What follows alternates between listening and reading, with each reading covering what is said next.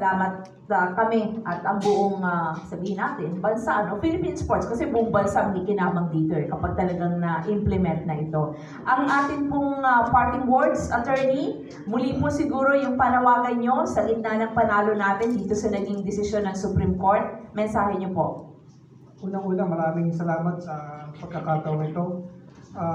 Salamat kay Kong Yeng. Tayo tumulong lang tayo. Nung sinabi niya, sabi ko, Kong Yeng, ito para sa ito. Pero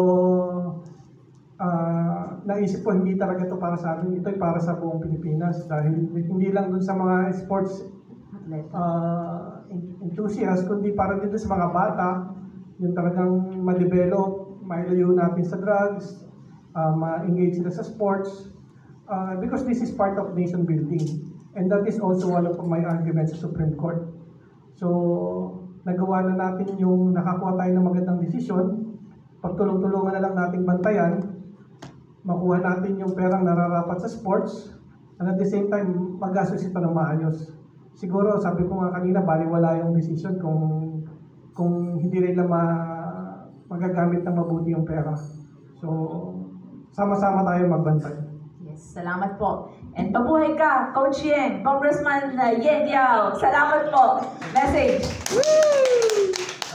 Kasama kayo rito involved kayo rito. Actually, kayo yung bumubuyo sa akin noon pa. So, binubuyo nyo ako na wala ba tayong magagawa dito. So, ito ginawa natin.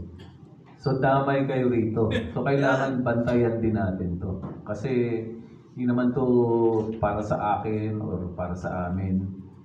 Makakalimutan kami after this.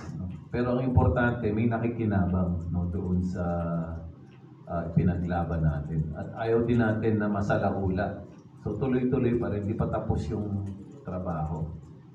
Siguro ang PSC ngayon dapat siguro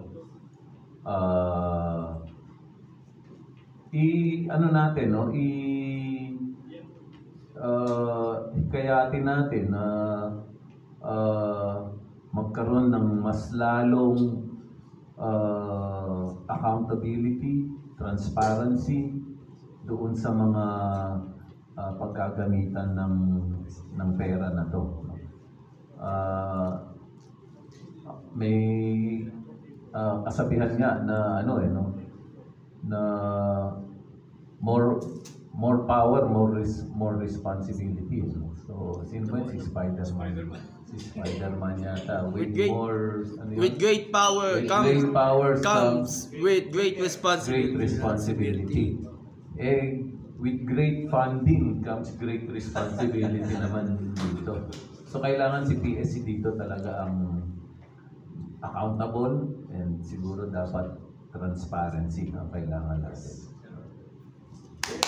Maraming salamat po sa ating present day heroes ng Philippine Sports. Victory for Philippine Sports. God bless everyone. Naka 5 points si Coach 4 points. 5 points pala ngayon. Picture.